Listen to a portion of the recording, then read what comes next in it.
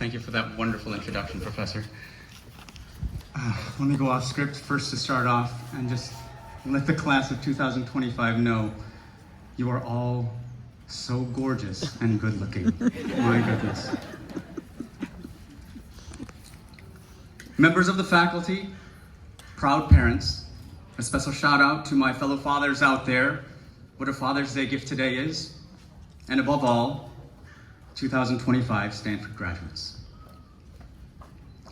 I cannot begin to describe to you how honored I am to have been invited to join you on this special day. But to be honest, when I first got the email from John asking me to speak, 3 things popped into my head. First, me? Really?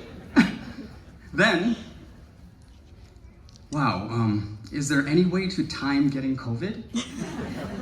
And then finally, what are you thinking? There is no other answer than yes, of course. This opportunity is too full circle to pass up.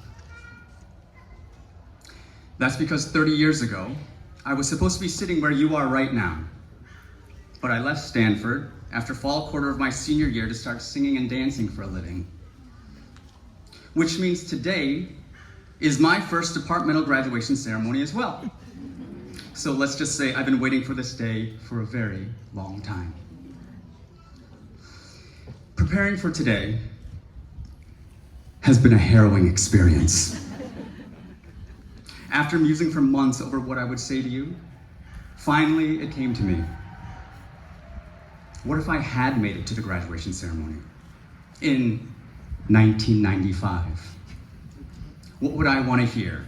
Moreover, if 2025 Michael Lee could talk to 1995 Michael Lee on a special day like today, what would I say? For starters, I wouldn't say too much, as it could throw him off the path that he intended to walk. Because whatever he did led him to where I am right now. And though nerve-wracking, I wouldn't trade this for the world. It's really fun to look back at your life after you've lived it for a bit. You realize that difficult times don't stay difficult for long and make you stronger. You realize that failures are simply indications that you have to pivot and change directions. You realize that anything you set your mind to, you can do. And you see how every moment has meaning and how you never know it at the time.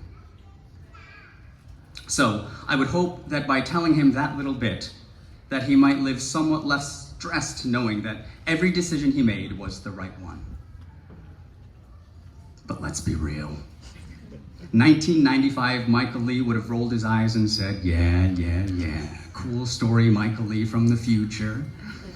But come on, give me the cheat codes. So, as safely as I can, not to disrupt the time-space continuum, here are 5 unsexy time travel bits of wisdom I would share. Number 1, sometimes, not all of the time, but sometimes, opt for the salad instead of the French fries. We hear all the time that life is short. But I'm here to tell you that life is long. Really. The only time someone will tell you that life is short is after they've lived what they believe to be the majority of the length of their own life. Therefore, for me, life is not short. And at this point in time, it definitely isn't short for you. Life is amazing. Life is beautiful. It's meant to be lived to the fullest, and it's meant to be lived for a long time. And because I want you to enjoy it as much as possible, take care of yourself. Fries have their place, don't get me wrong.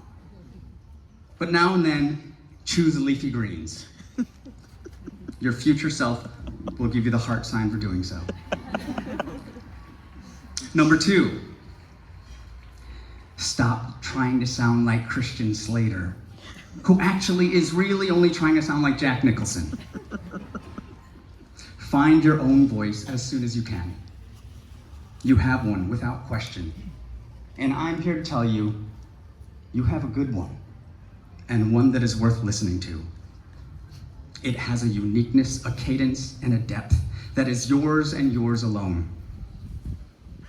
And I'm not only talking about speaking or singing, which are both fine, by the way, but your voice and your writing, your art, your convictions. Find that and share the lens through which you see the world and the people in it. The world will thank you for it. Number 3, that song you want to write, that screenplay, that business plan, that incendiary op-ed, write it. Now. Not someday, not tomorrow, now.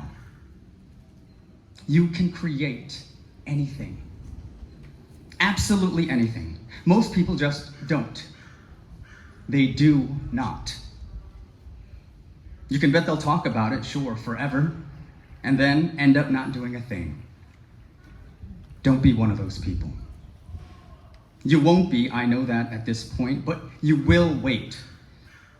Because you're afraid that it won't be good. Well, let me tell you something right now. It won't be.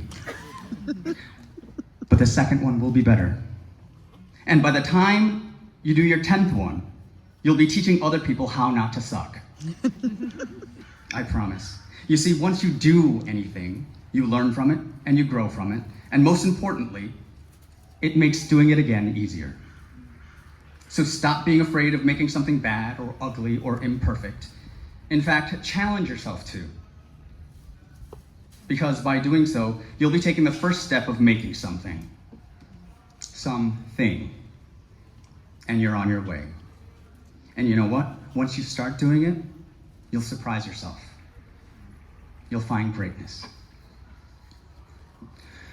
Number 4. Book flights on Sundays and Tuesdays, ideally during off-peak travel months. Learn how to make airplanes more comfortable, buy a foot cradle. Travel as much as you can. It will expand your perspective on everything. It will make you understand how small the world really is and how interconnected we all really are. And as a bonus, the countries that you visit, learn their languages too. Learn as many languages as you can. They are the keys to new worlds. Don't limit yourself to the boundaries of your home country. And, Michael, go to Asia. Like your career depends on it, because it might. The vibe there, like a cleaner 1990s New York City with better Wi-Fi. Asia isn't the future, it's the now. More on that later. And finally, number 5, invest right away, because the power of compound interest is everything. When you start investing today, what you start investing will grow exponentially. Now listen up. Which asset? You. The most important asset to invest in is you. Your education for the last several years had laid the groundwork for this investment, but by continuing to add to it, even just a little bit on a consistent basis, will grant you returns inconceivable to you today. Invest in your skills, your health, your joy, your relationships. That's the portfolio that will never crash. And P.S., maybe Bitcoin! But mostly you. That's what I tell Michael Lee of 1995. But to conclude, I'd like to address specifically all of you, the 2025 graduates of the Center for East Asian Studies and the Department of East Asian Languages and Cultures. Just for reference, I was a psychology major, graduated with exactly 180 units, and barely passed Korean 101. My new friends, I am incredibly impressed by all of you. From my perspective, you are all next level smart. And I want to tell you that having the foresight to choose East Asian Studies was remarkably wise, simply because, see reference to number 4 to 1995 Michael Lee, Asia is where it's happening right now. You may not know this, but for today's celebration, I flew in from Seoul, Korea. And yes, the jet lag is brutal. I've lived there for 12 years. There's an energy there and a fire that's different from the Western world. The pace of life in all its facets, business, politics, entertainment, seems faster, more interesting, and more interested. And that's simply the feeling I get in my gut the moment I step off a plane between continents. But then more than anecdotally, and you know this even better than I do, the facts support it. Asia isn't just rising, it's leading. Technology, finance, social policy. The axis of innovation has tilted east. Chinese sales are a huge determining factor in the success of most major companies. Tyler, you can back me up on this, and probably the whole class of 2025. K-pop dominates the charts. Tyler, help me out here. Finish this. Don't you want me like I want you, baby? See?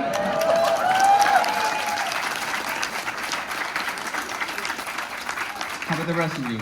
Sleep tomorrow, but tonight go crazy. All you got to do is just meet me at the... K-pop is dominating the world, ladies and gentlemen. And even in my own industry, musical theater, right?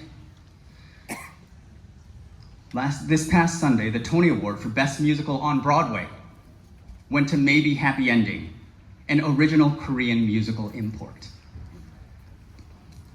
And here's the kicker. This is what I see and love. You all will not just be watching this shift. You're now equipped to shape it. You speak the languages, you know the histories. You will be the ones to connect the world. And not as bridge builders, but as the bridges themselves. The world is changing. We live in turbulent times. We all take pause traveling now because of the current civil unrest happening everywhere. Many of you will be feeling this burden very soon if you haven't already. So it should be clear. The world needs you. Now, more than ever. Today, one of the finest, if not the finest university in the world, will grant you your diploma as proof of your preparedness. And the world right now is offering you a sea of opportunities that need your knowledge and skills. And that intersection of preparation and opportunity is what I call luck. What a time to be a CEAS and an EALC Stanford graduate. You're so lucky. And so we are all lucky. As long as you say yes. Practice saying yes. When I was first offered to go to Korea, my Korean was terrible. But I said yes when the opportunity presented itself. And with my Stanford education and my professional experience, that yes set me up to help shape an industry in Korea, and it continues to give me access to immediately contribute and effectively change things within my industry worldwide. Class of 2025, the world is going to hand you moments very soon where saying yes feels terrifying. Say it anyway. That voice inside of your head and your heart that says you're not qualified, it's lying. Say yes. Because right now, you're not just graduates. You're the translators for the future, the facilitators of a new world. Be bridges, my friends. Be bridges. And perhaps one day in 30 years, you'll be able to come back here addressing the graduating class of 2055 about how wonderful it is to be living in a better world that you helped make. And maybe I'll be here too. French fries are on me. Congratulations, and thank you very much.